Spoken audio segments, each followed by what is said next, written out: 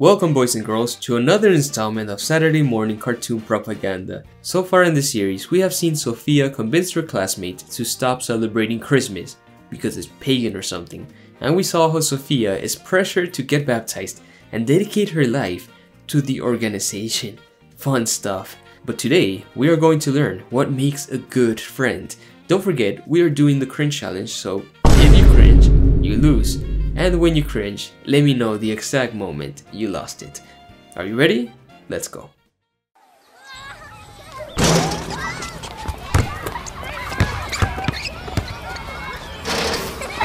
You got this, come on. Go, go, go! Yes. Bro, that was good.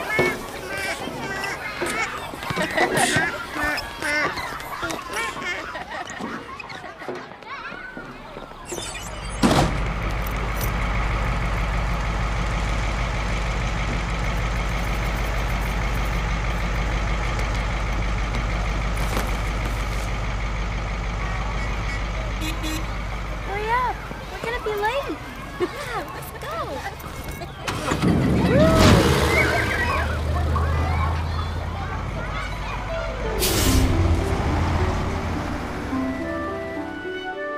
What a way to introduce your cartoon, holy cow.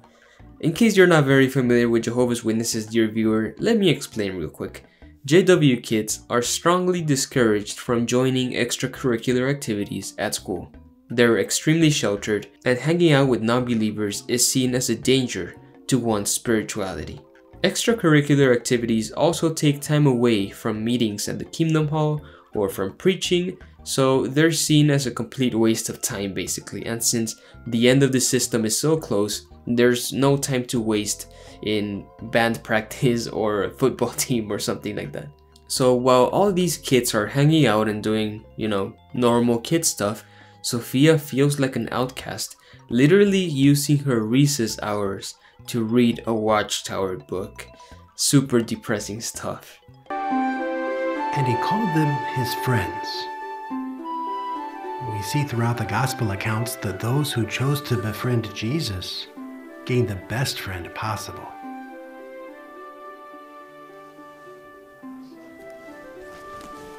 Hey there. Oh, hey. Oh, you like to draw? I like your notes. Really cool. Mom taught me. Pictures help me remember. Me too. So, looks like we have a talk together. Yeah. I'll get in touch to practice soon. Lydia, we're leaving. Well, I gotta go. See you later, Sophia. Well, it seems Sophia doesn't even have friends her age at the Kingdom Hall, so is she just supposed to be a perpetual loner?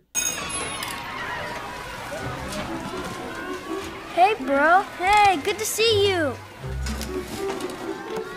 I'm glad I was on your team. My favorite thing was the safari treehouse. Yeah, it had all the cool jungle animals on the wall. Timmy, I didn't think your team was gonna make it. I love my prize. You got a prize? We all did.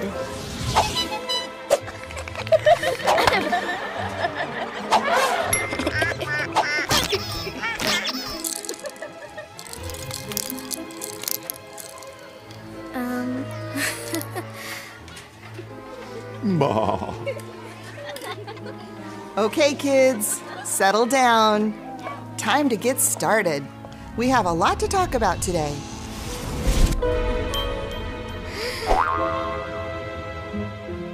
Before we begin, for those of you that participated in the science club this weekend, we will be having another camping trip. But only the ones with the highest score on the math project will be selected to go. More on that after class. Hey, Now today, Sophia, we need you in our club. You're good at science. We have another trip coming up. No, sorry Zoe, my parents won't let me go because they're religious fanatics.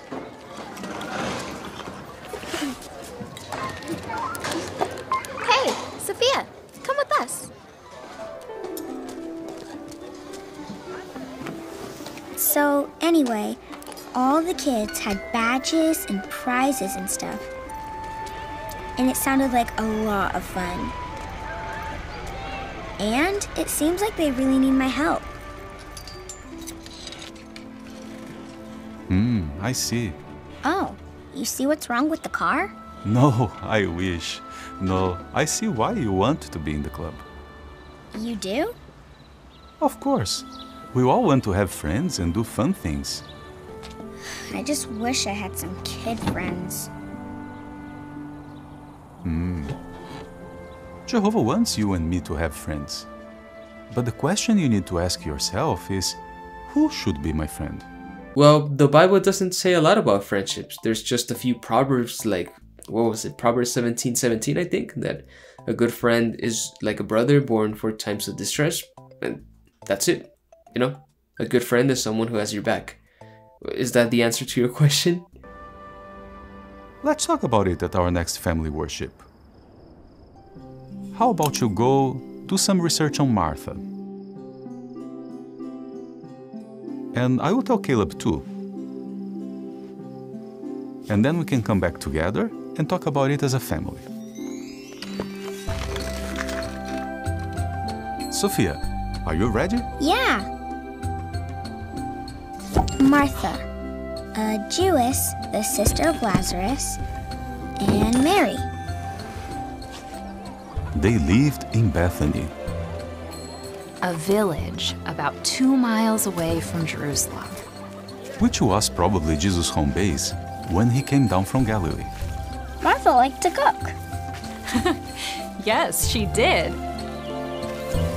And she would cook for Jesus and all his disciples when they would visit. Wow, that would have been a lot of food. Yes, and a lot of work. But if they worked together, they'd make it a success. However, some of their friends felt differently about Jesus. Okay, so we are taking 3 obscure characters from the Gospels and turning this into a full-blown fan fiction, because a lot of what you're about to see is nowhere in the Bible. Also, how do we know Martha liked to cook? Martha liked to cook. Yes, she did. She could have hated cooking for all we know. It's not like women had a lot of personal freedoms back in 1st century Judea.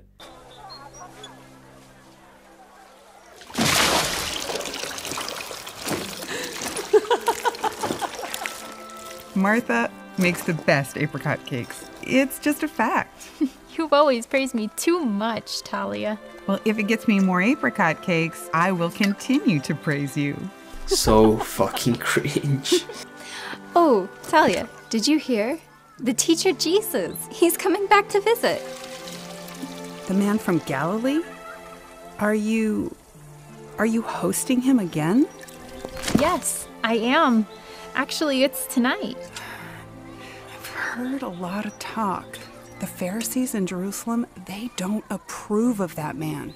I am not sure it's such a good idea for you to be known as his friend. Okay, well, I guess I better be getting home. See you two later.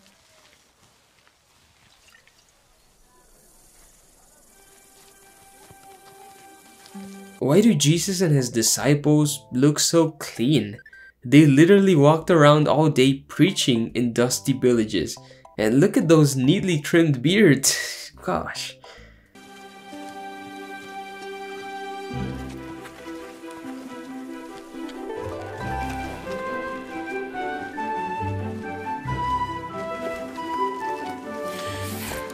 Martha, Jesus is here.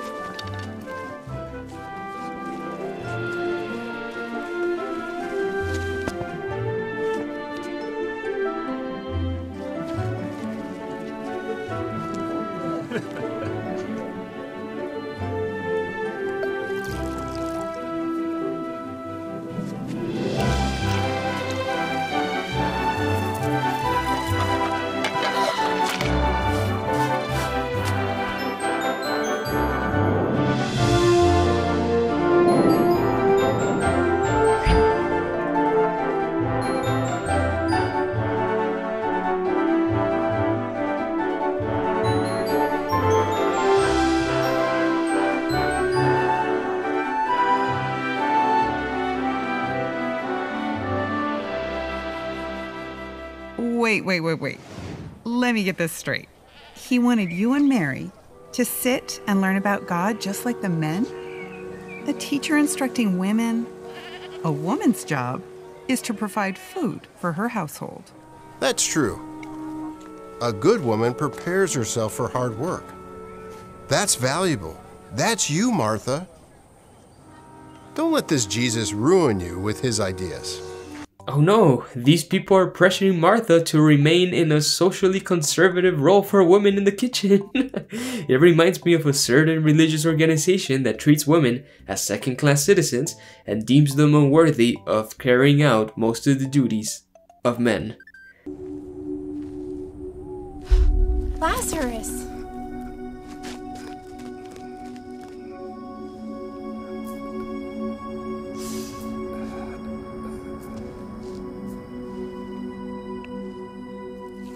So kind of you. How is he doing? Not well. I sent word to Jesus. He will help my brother. You sent word to Jesus? Have you still not heard? He's angering people with his shocking speech. He's claiming to be God's son. He's crazy. He's loyal to Jehovah, and he is our friend. Martha didn't even bother repeating her arguments. Yeah, Jesus could have been a crazy cult leader, but he's come to my house a few times and I fed him, so he's my friend.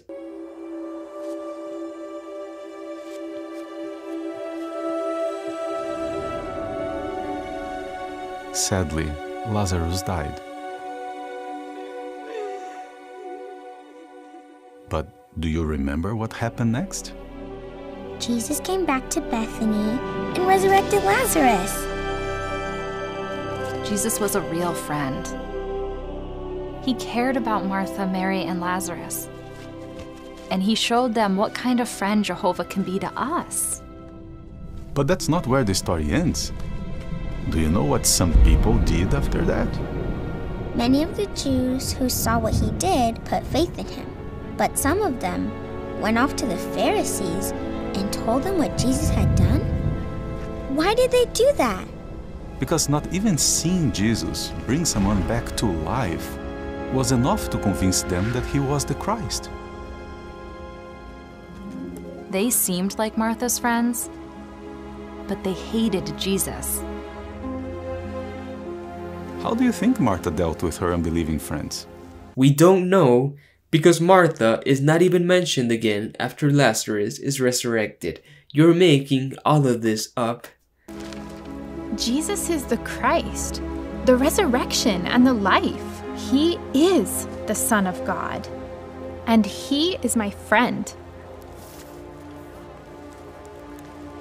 Talia, you've been kind to me in the past, but you don't believe Jesus' teachings. We cannot be friends. Oh yes, Talia, you brought me and my family food when my brother was sick, but I can't be friends with you because we don't share the same religious views. This is the lesson Watchtower is trying to teach children, guys. And since we have no Bible stories that actually condemn befriending non-believers, Watchtower has to make one up. Martha stuck with Jesus and his friends. They helped her become Jehovah's friend. Yeah, I would also stick around some dude that managed to resurrect my dead family members as well. Too bad Sophia doesn't have actual proof of her invisible friend in the sky.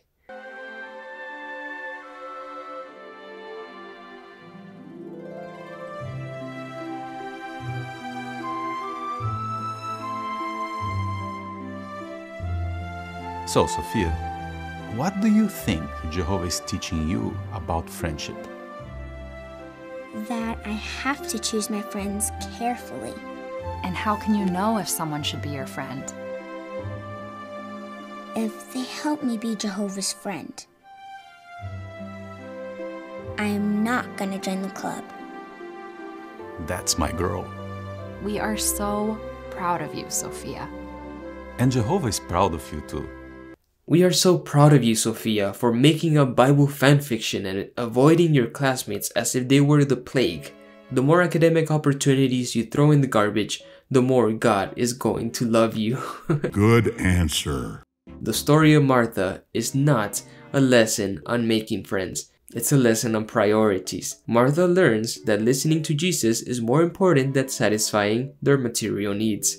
And if JWs actually listened to Jesus, they would realize that Jesus was the friend of prostitutes and sinners. Like I said in my previous rebuttal, how are you going to be a light to the nations if you constantly isolate yourself from your peers? Sophia, you are doing the complete opposite of what Jesus taught. Now, how about you go finish up your homework? Mom tells me we have a guest coming over. Okay. That's not your homework, Sophia. You're just reading the Bible. Jehovah, please help me find a good friend. Someone who loves you.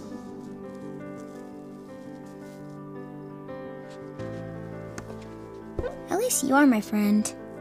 Oh, make it stop. I'm going to tear up. Lydia is here. Our talk.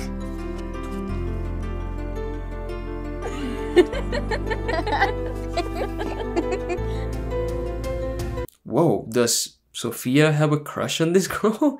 That hair flip was a bit uneasy. You like turtles? I love turtles. Really? Really? I've got something I want to show you. He is so cute. You know, Sophia, I think we're going to be friends. Yep, definitely friends.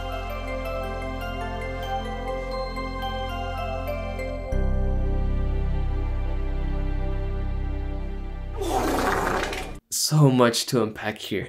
Why is this whole situation treated as an answer to Sophia's prayer? Like, Sophia already knew Lydia was coming that night. Of course her prayer was gonna be answered.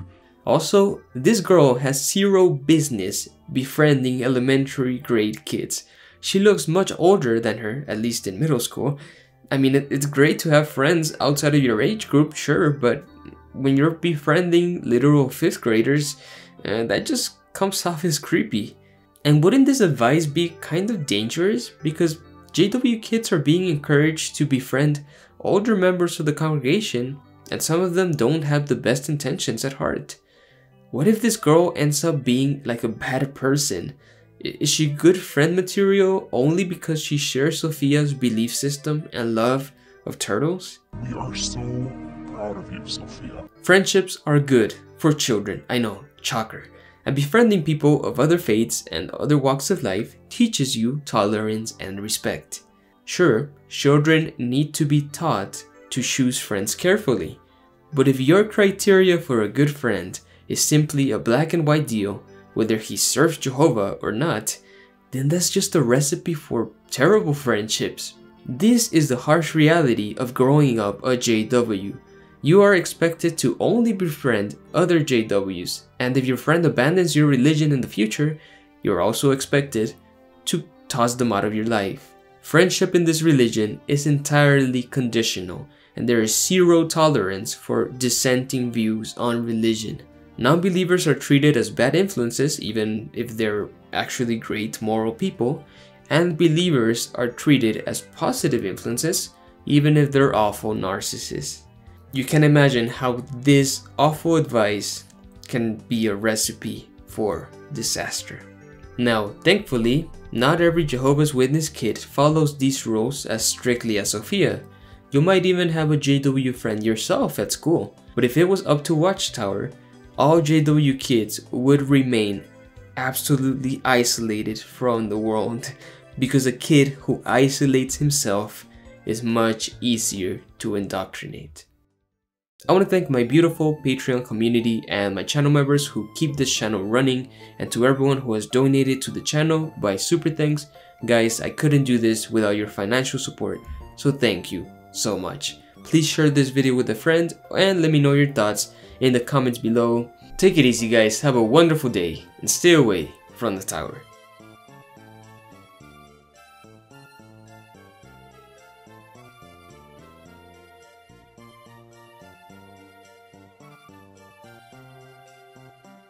Oh my God, bro. Oh, hell no.